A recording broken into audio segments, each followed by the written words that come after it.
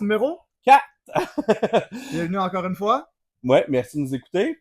Maintenant, pour la prochaine question, explique-moi l'importance d'un certificat de localisation. Ouh, on va se le dire. C'est un document très, très, très précieux pour une transaction. On va se le dire. Il y a du monde qui pense que c'est juste un plan, puis on regarde la maison, tout est là, parfait, le certificat de localisation est bon. Non, c'est faux. Voilà. Alors, il y a plusieurs points à regarder dans le certificat de localisation. En fait, c'est notre bib à nous, les Ouais. courtiers. Oui.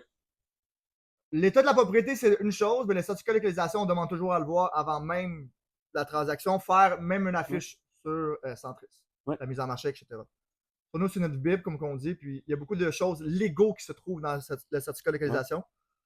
Puis on veut protéger nos vendeurs ou nos Ouais. acheteurs Oui. au meilleur de nos connaissances, Voilà. avec ce qu'on a aussi dans nos mains. Ouais. En fait, le certificat de localisation, ça va nous déterminer si la propriété est située en zone aéroportuaire, si la propriété est située en zone inondable, si la propriété Zone de mouvement de est zone de masse. mouvement de masse, si la propriété a des servitudes actives, des servitudes perpétuelles, des servitudes de vue Ouais. avec les voisins. Ou s'il y a Il un peut y avoir empiètement. des empiètements Hum. aussi avec les voisins. Généralement, 80. On ne va pas dire de Ouais. chiffres, mais beaucoup de propriétés qui sont dans les villes, il y a beaucoup d'empiètements au niveau des clôtures, certainement. Oui. Des Ou cabanons. les cabanons dans des servitudes. Le cabanon est installé dans la servitude de Bell, Vidéotron ou Hydro-Québec, Hydro. oui. Ça, c'est important de le savoir. Oui. Pourquoi? Parce que j'ai déjà vu une transaction que le certificat de localisation n'était pas à jour. La transaction s'est bien passée, fait une promesse d'achat, tout ça, arrive chez le notaire, zone de mouvement de masse. Oh, boy, OK. Eux, leur priorité, c'était d'avoir une piscine. Oui, Mais tu peux pas installer une piscine oui, sur une zone de mouvement de masse. oui. Donc, C'est un très gros morceau, là, en sachant ça, dernière minute avant la transaction, c'est un très gros morceau ouais, dans une transaction, là. Ça peut aussi nuire à une transaction, ça peut faire en sorte que l'acheteur n'achète pas parce que la clause 10.5 d'une promesse ouais, d'achat, vice et ouais. irrégularité Voilà. se met en ligne de compte. Cette clause-là, on va la passer brièvement, là, honnêtement, ça ne fait pas partie de le sujet Ouais. aujourd'hui, On en mais reparlera. ouais, ça peut faire un terme de non-sujet Ouais. éventuel.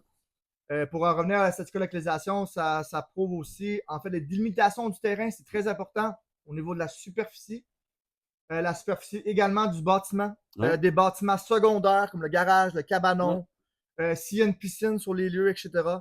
Alors, le certificat de localisation, si vous ne le savez pas, il y a une durée de vie en fait de 10 ans. 10 ans. Alors, les institutions financières, les notaires exigent que le certificat ait moins que 10 ans pour pouvoir faire la transaction. Oui. Puis souvent, il y a des vendeurs qui vont dire ça, le certificat de localisation sera fourni. Mais posez-vous la question pourquoi? Tu sais, pourquoi la loi l'a changé pour le 10 ans? Il y a des raisons pour ça. C'est important de vous informer par rapport à ça. Oui. Puis, vous informer, c'est vous protéger. Voilà. Alors, également, avec le certificat de localisation, en fait, s'il ne représente pas l'état des lieux actuels, alors le vendeur doit en fournir un d'emblée lors de la signature du contrat de vente. Puis, il va servir en fait à faire la transaction éventuelle. Alors, c'est sûr que si le certificat n'est pas à jour, on le fait à jour, puis on est en train dans le processus de vouloir vendre la propriété. C'est sûr que le propriétaire ne peut pas changer l'emplacement de la piscine ou de la pergola ou du cabanon, etc. Le certificat, il doit être représentatif au moment de la vente Oui. et chez le notaire éventuellement, le Oui. cas échéant. Puis souvent, on a tendance à dire oui, mais mes pins, là, mes pins là, oranges là, sont à bonne place. Ça se peut que ça a été bougé. Oui, Donc, effectivement. c'est pour ça que c'est important. Le certificat de localisation, un arpenteur géomètre Oui, va aller avec ses instruments, ses oui, outils pour délimiter les terrains, pour pouvoir vous démontrer l'état actuel des lieux. Je donne un exemple. Euh, dans la municipalité de la Haute-Gatineau, avant, c'était des cadastres avec des cantons. Quand ils ont fait les nouveaux cadastres avec les numéros 1 million, ben, la plupart des terrains se sont tassés un peu. mhm, Donc, c'est important de le faire, le nouveau certificat de localisation, oui, parce que ça protège tout le monde dans ça. Autant que le vendeur peut se faire poursuivre, autant que l'acheteur, lui, il va savoir qu'est-ce qu'il achète au moment de la transaction. exactement. Alors, pas de surprise. Alors, la certificat de localisation, il faut qu'il soit à jour, moins de 10 ans, pour que la transaction soit éligible à passer chez le notaire. Et également, l'institution financière également pourrait le demander dans la transaction. Alors, on doit lui remettre. Comme que je vous ai dit tout à l'heure, c'est un document légaux, puis l'institution financière peut se mettre le nez là-dedans. Parce que c'est un document en fait qui protège aussi la propriété en soi, puis le terrain, l'emplacement, etc. Le numéro de cadastre également qui est sur le registre foncier du Québec. Alors honnêtement, c'est beaucoup légaux. Je ne sais pas si on vous a perdu durant la vidéo, par contre, c'est super informatif, c'est super important. Mhm. Alors, comme je vous dis, c'est notre Bible. Euh, Voilà. je vais te laisser la Ben, parole pour finir.